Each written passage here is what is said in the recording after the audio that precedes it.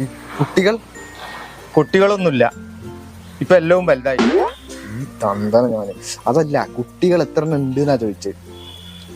1. ആണോ പെണ്ണോ? പെണ്ണാണ്. ആണോ? ഇപ്പൊ എന്ത് ചെയ്യുന്നു? ഓള് കുളിക്കുക. ഒന്ന് കാണാൻ പറ്റുമോ?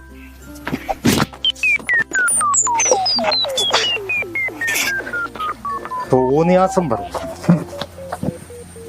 വായച്ചോട്ട് കുടുംബക്കാരെ പറ്റി ഇനി എന്താ കരുതിയതോ? ഒന്നും കരുതിയില്ല. അതല്ല ചോദിച്ചത്, ഇതിലൊരു ഒപ്പിടണോ, അതിനു വേണ്ടി വിളിക്കാനാ പറഞ്ഞത്.